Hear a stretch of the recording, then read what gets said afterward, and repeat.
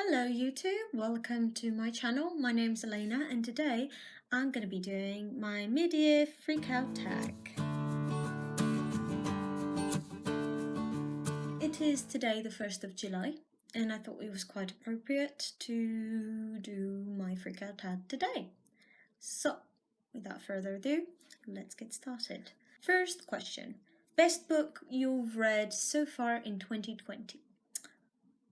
Best book, I don't really have one because I've read a few books, not many, but I've read a few, and none of them I consider them a favorite, and therefore I can't really pick a best book because they're kind of just all, I don't know, I can't pick a favorite, therefore I can't pick a best one so far because I kind of feel like I haven't read the best one so far. So yeah, don't have one. Question number 2. Best sequel you've read so far in 2020? Best sequel, I'll definitely have to say, it's kind of a tie, but they're from the same collection. So they're from the Gods and Monsters collection, and it would be either The Fallen Queen, which is book number 2, or The Lightbringer, which is book number 3.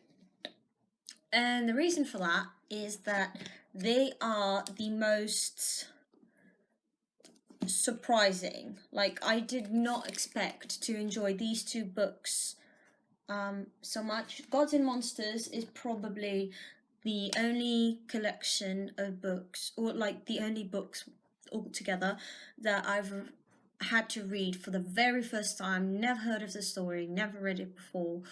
I had no idea what I was getting into, and I was pleasantly surprised. So yeah, so best sequels will definitely have to be Lightbringer and The Fallen Queen. I very much enjoyed like the sequels to Vampire Academy, but because I already knew the story, it just doesn't feel like it. It doesn't feel like it counts. Question number 3. New release you haven't read yet but want to. Incendiary by Zaraida Córdova. No idea if I'm saying her name right still, but you know, there you go. So this one came with my first fairy loot ever, and I'm in love with it, and it's the most beautiful book ever, and I love it. And like when I read the summary of it, I remember thinking, yes.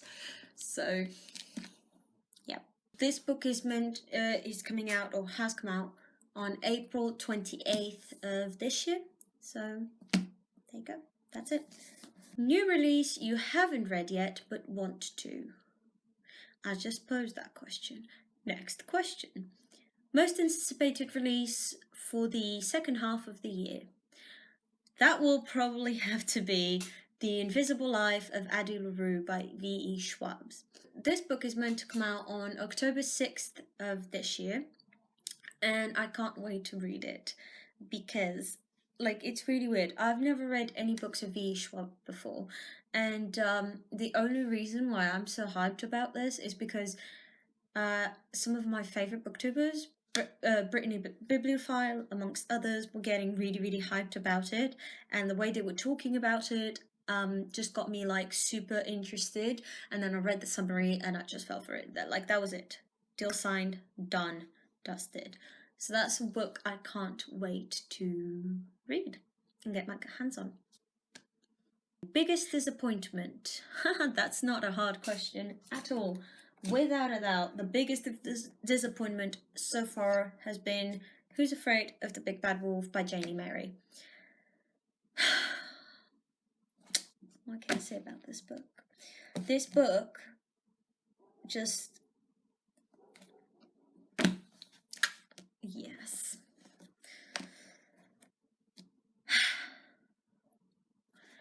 Like, right, so again, I still need to post the actual review, but the thing is I can't formulate precise thoughts and opinions on this collection, especially on this book, because it's just a very weird mix and match of emotions, and I'm still trying to sort through them. So yes, but eventually it'll go up. But this book was such a disappointment that it makes me hurt inside. I picked up this book because 4 years ago on Wattpad, I read this exact same book by Janie Mary, and she never finished it. And even though it'd been 4 years, like, I had this vague, like, I couldn't remember the actual book, but I had this very strong memory that I enjoyed it thoroughly, and so I wanted to finish the story, and that's why I picked it up. And boy, oh boy, do I regret that decision. Something good did come out of it, which was I ended up learning about the Gods and Monsters trilogy, which I quite enjoyed, even though it was very long and drawn out and repetitive, but actually I really, really enjoyed it. It was messy, but there was potential there, and that's what I saw, and that's what I liked. And yeah, and then I read this one, and I was like, ouch. It's like, the cover's pretty. There's the other silver lining from it. Biggest surprise. I would say that's probably, again, hard to pick a single book, but I'd say the biggest surprise was the Gods and Monsters trilogy as a whole. Like, I wasn't expecting to enjoy it as much as I did, and I was really, really pleasantly surprised about it. But I'd say if I had to pick a single book out of the whole trilogy, it's a close drawn, but I think I'm gonna go with Lightbringer, which is the third and final book of the trilogy, and that's because I really like the main character and how she's grown and the amount of strength and confidence that she has in herself in this book. So the main character is Janie, and then I really like her relationship with her dear half. Potentially, I don't want to spoil it because I don't know if anybody's actually going to read this, but like, I really like the love triangle going on here, and I don't know, like, I think all of the characters kind of came to their best in this book. The battles were definitely a lot better. The only thing that was really disappointing was the ending. I did not like the ending at all. The journey until the ending I quite enjoyed, and I liked it, and it was nice to get a fresh perspective on all of these characters as well, so that was fun. So there we go. Favorite new author. I also don't have one for this one, just because I haven't read a new author. That's purely it. All of the books that I've read, I already knew the author, already knew their writing styles. There's nothing new there. This hair is pissing me off. Get off my face! Anyhow, moving on. The newest fictional crush.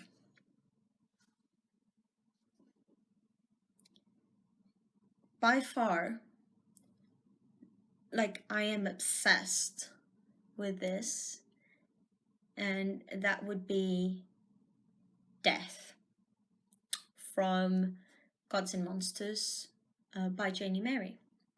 And Death is just like, he's my baby. And whoever reads those books will understand that there is something very, very wrong with me if I'm saying that he's my baby. But like, I'm a sucker for fixer-uppers and bad boys and overall assholes. Like, if anything, my love life will be an example of that. But yeah, so that's like a single character. But I have also a newest fictional couple crush, so I'm gonna put like another sub part to this question and say that my newest fictional couple crush is Death, Janie, and David from Gods and Monsters, because their dynamic between the three of them is just everything. Like, it's perfect. Like, the amount of banter and how it's just, yeah, it's perfect. And then a close second to it would be either Rose and Dimitri or Lisa and Christian from Vampire Academy, because it's just like guilty pleasure. There's no reason why I like them. It's just guilty pleasure. They work well together. Newest favourite character.